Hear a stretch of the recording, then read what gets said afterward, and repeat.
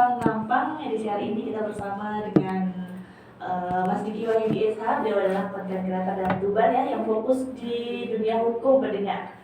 Pendengar yang ingin bertanya pada kesempatan kali ini masih bisa diganti tepat pukul 16 waktu Indonesia bagian Barat di 0356 883756 atau via WhatsApp kami di 0857088483 atau mereka juga bisa bergabung bersama kami yang saat ini sedang berlangsung ya live di Instagram dan juga di YouTube kami, yaitu di @RRI Tuban. Oke, Mas Diki tadi sudah disampaikan mengenai dunia konten kreator nih, dan juga fokusnya Mas Diki di hukum ya. Nah, ternyata karena saya kira Mas Diki itu sudah dari dulu gitu waktu kuliah, karena kuliahnya kan jurusan hukum ya. Dari dulu waktu kuliah sudah menggeluti konten kreator. Ternyata baru selesai kuliah ya Mas ya, baru ini ya. Baru setahun ya, tapi sudah luar biasa karena followernya sudah banyak ya, sudah 279 sekian ya. Iya. Oke, Mas jadi kesibukannya selain menjadi seorang content creator apa nih kira-kira? Kesibukannya sih masih jadi anak magang atau pengacara magang. Pengacara magang. Oke. Jadi kalau mau jadi pengacara itu wajib magang 2 tahun. 2 tahun. Dan umurnya 25 tahun. Nah, karena kemarin itu saya udah magang 2 tahun tapi umur saya masih 24 tahun, nggak bisa, sumpah. Akhirnya saya tambah lagi magangnya sampai sekarang. Sampai ada jadwal sumpah. Oh gitu, oke. Berarti sebentar lagi ya? Tahun depan lah. Tahun depan lah, siap-siap. Kita datang bersama ya, teman-teman pendengar. Semoga segera menjadi sumpah pengacara ya, betul ya Mas ya? Gitu ya sebutannya ya. Oke, jadi saat ini magang nih. Mungkin kesibukannya kalau magang jadi seorang pengacara itu seperti apa? Boleh lah Mas kita sharing-sharing ya untuk pendengar dari Tuban. Jadi untuk kerjaan anak magang tuh yang pertama itu adalah kita bantu-bantu pengacara. Okay. Nah, bantu-bantunya seperti apa ya? Bantu-bantunya itu mulai dari ngedraft dokumen. Kita biasanya buat surat perjanjian, surat kuasa. Yang sering itu surat kuasa, surat gugatan, surat perjanjian, somasi, dan masih banyak yang lain. Nah, awal-awal kita nggak akan diberikan kepercayaan seperti itu. Cuman awal-awal kita akan cuma disuruh dampingi aja. Nah, kalau kita telaten dampingi mereka percaya ke kita dikasih kerjaan lah, misalkan buat surat kuasa. Kita oke dalam buat surat kuasa, kita dikasih kerjaan lah untuk buat surat gugatan. Berikutnya gitu sampai naik dan makin lama makin sulit. Terus dari situ kita bisa belajar analisis hukum gitu. Kita juga bisa ngebantu mereka analisis. Misalkan mereka dapat klien ya. Mereka dapat klien datang ceritain masalahnya. Nah, ceritain masalahnya itu bla bla bla bla dan lain sebagainya. Kita dengerin. Terus kita ngelihat mereka menganalisis hukum. Jadi cara menganalisis hukum itu gampangnya buat teman-teman yang dengerin itu gini. Kita pahami dulu perkaranya atau masalahnya. Setelah itu kita cari nih masuknya hukum apa sih gitu. Apakah pidana, perdata, tata usaha negara. Nah, itu setelah itu kita cari pasalnya, kita cari solusinya.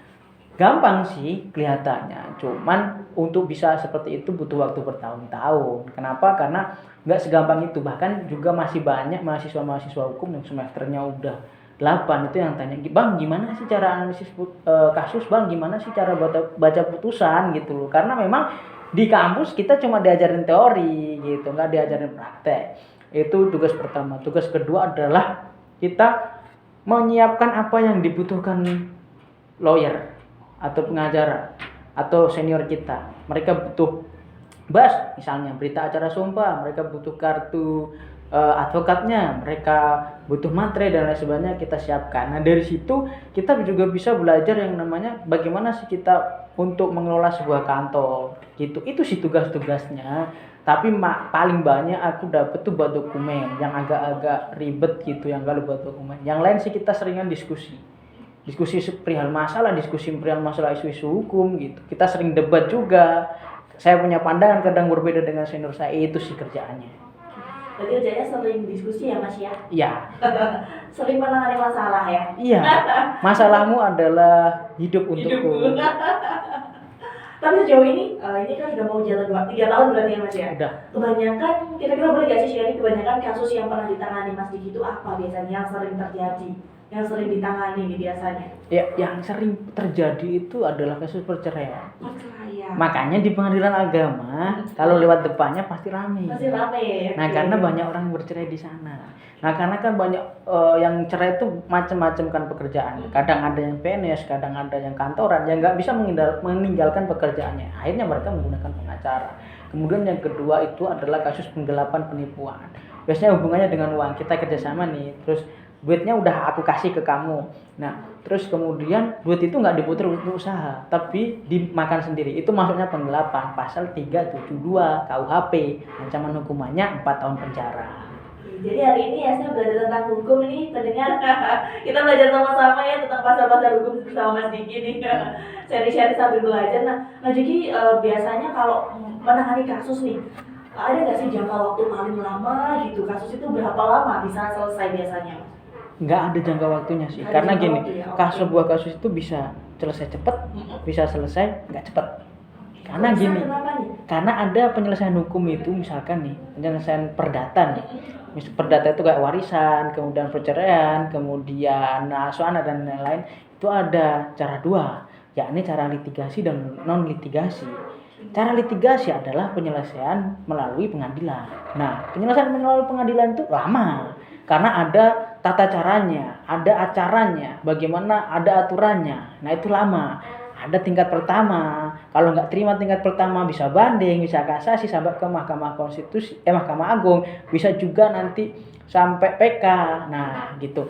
Itu lama. Tapi kalau non litigasi itu sesuai dengan kesepakatan, misalkan mediasi atau mediasi sih kebanyakan itu cepat.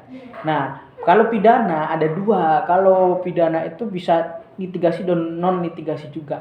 Litigasi itu ya kayak sidang, kayak kasusnya Pak Ferdi Sambo itu litigasi, kayak kasusnya seperti yang disidang-sidangkan itu litigasi. Yang non litigasi adalah itu restoratif justice. Restoratif justice itu adalah upaya mengembalikan hak korban. Nah, hak korban. Jadi penyelesaiannya itu di luar pengadilan. Nah, biasanya itu kerugiannya itu sedikit, kemudian ancaman hukumannya juga dikit, dan itu pertama kali dilakukan, dan yang melakukannya itu atau pelakunya itu bukan residivis, itu cepat. Itu sih banyak hal yang perlu dibahas atau banyak hal yang bisa diceritakan. Artinya nggak ada jangka waktu itu cepat atau lambat gitu, nggak bisa. Kita juga nggak bisa menentukan kapan kasusmu selesai. Karena kalau misalkan kita nganggap ini gampang, cuman lawan kita selalu melakukan perlawanan, banding, kasasi, itu bisa sampai kasasi sampai PK itu bisa sekitaran 3 tahun. Luar biasa lama sekali ya Mas ya? Iya. Tapi ada nggak sih kalian ketemu dengan klien atau salah satu orang minta agar dapat cepat gitu? Banyak. Jangan terlalu lama. Oh banyak ya? Banyak. Nah, Cuman kita ngasih pengertian. Satu, pengacara itu tidak boleh menjanjikan kemenangan. Kenapa? Karena yang memutuskan adalah hakim, melihat fakta-fakta yang ada di persidangan. Jadi kalau ada pengacara yang menjanjikan kemenangan, udah itu bullshit, kabur kamu. Oke gitu ya Pak. Bakalan ditipu dan kesakit hati ujungnya. Itu. Dan nggak bisa kita menjanjikan, seminggu selesai, 2 minggu selesai, nggak bisa. Karena kita nggak tahu kedepannya itu lawan melakukan perlawanan apa, gitu sih. Banyak yang meminta cepat, cuman kita ngasih pemahaman. Artinya kita nggak bisa mengontrol hal-hal di luar kita. Kita cuma bisa ngasih pemahaman kepada klien. Oh bu, kasus ibu seperti ini, kira-kira seperti ini cukup lama waktunya, dan kita nggak bisa menentukan kapan selesainya, gitu. Oke, jadi memang tidak bisa diduga-duga ya Mas ya. Nggak Bisa bisa. jadi lebih cepat, bisa jadi juga lebih lama. Lebih lama. Karena mungkin bisa menjadi pemahaman kita bersama. Terkadang mungkin klien ini minta cepat-cepat biar segera selesai, biar tidak ada masalah lagi Iya. gitu kan biasanya. Padahal seperti yang disampaikan Mas Diki tadi, kalau ada seorang pengacara yang bilang Bisa bahwa menjanjikan kemenangan, bisa menyelesaikan dengan cepat. Oke. Kemudian saset buat udah lari, itu Nah, itu berarti bakalan ditipu. Iya. Kita katakannya seperti itu ya Mas Iya. ya. Oke, siap. Oke, jadi kita sudah sharing mengenai dunia hukum. Mungkin fokusnya dari Mas Diki ini selama magang ya Mas ya. Iya. Selama 3 tahun, berjalan 3 tahun ini di hukum karena memang fokusnya di sana. Kita kembali lagi ke dunia content creator nih Mas Diki. Sebenarnya untuk menjadi seorang content creator itu selain kita istiqomah nih, di luar itu mungkin hal apa saja yang harus kita siapkan untuk mengetahui bahwa sebenarnya aku juga bisa menjadi seorang content creator seperti Mas Diki, seperti orang-orang yang lainnya seperti itu. Gimana ini Mas? Jadi setiap orang itu bisa jadi content creator, asalkan dia fokus dalam satu hal. Jangan kita nggak fokus dalam satu hal. Sesuatu yang kita fokuskan itu akan membuahkan hasil. Nah, cara kita bisa fokus, kita gimana? Istiqomah. Nah, cara bisa istiqomah kita harus ngapain? Harus sabar sampai jadi sih. Artinya sampai kita dikenal orang, kemudian sampai kita punya nama, sampai kita punya pengikut yang banyak. Itu yang faktor-faktor eksternal itu harus didukung dengan alat-alat, misalkan kamera yang mendukung, kemudian mic yang mendukung, atau speaker yang mendukung, kemudian tripod yang mendukung, lighting dan lain sebagainya. Itu banyak sekali sih. Lighting bisa depan, samping, kemudian belakang juga ada, lighting background itu ada, kemudian kamera mau kamera HP kah, atau kamera DSLR kah, atau kamera atau handycam kah. Nah, itu kan banyak. Itu bisa mendukung semua. Kemudian bisa ngeditnya pakai apa? Pakai laptop kah atau pakai HP kah? Nah, itu harus mendukung semua. Jangan HP kita kentang terus kita mau buat video yang bagus, itu berat. Kasihan HP-nya. Kalau kita ingin mendapatkan sesuatu yang bagus, kita harus mengeluarkan biaya besar juga. Gitu. Artinya intinya itu sebenarnya istiqomah aja sih. Konten kita jelek gak apa-apa, yang penting kita fokus. Dengan nanti berjalannya waktu bakalan baik-baik sendiri. Artinya sesuatu itu tidak berawal dari kesempurnaan, tetapi sesuatu itu berawal dari ketidaksempurnaan. Lama-lama akan berevolusi, akan makin baik dan sempurna.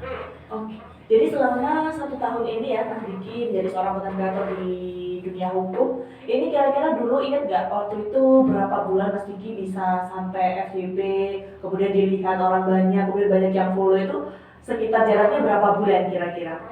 Jadi FYP pertama itu adalah 2 bulan. 2 bulan. Itu habis itu nggak FYP lagi. Kemudian FYP lagi sampai FYP ke bulan ke-7. Itu saya bahas masalah hutang, masalah pinjol. Nah, masalah pinjol itu kan adalah masalah yang relate sekali dengan permasalahan pada masa kini kan. Karena banyak orang yang terjerat pinjol, datanya disebar.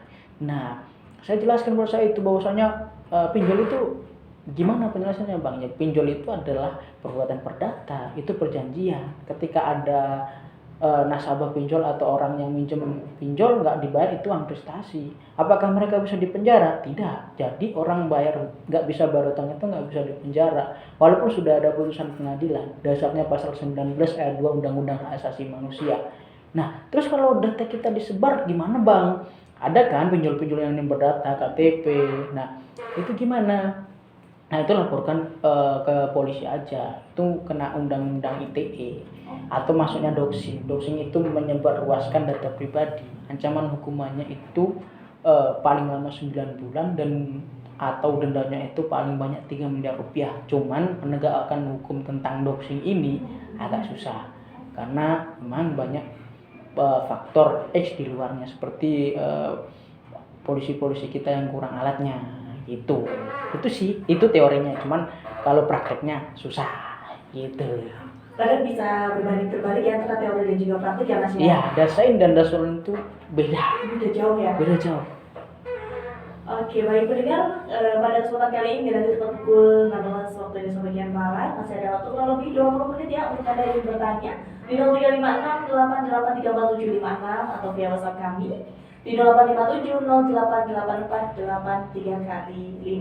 Kita jeda lagi ya Mas Diki ya, sambil menunggu beberapa pendengar yang ingin bertanya. Masih ya, saya tunggu pendengar, tetap terus di FM 87,9 RRI Tuban.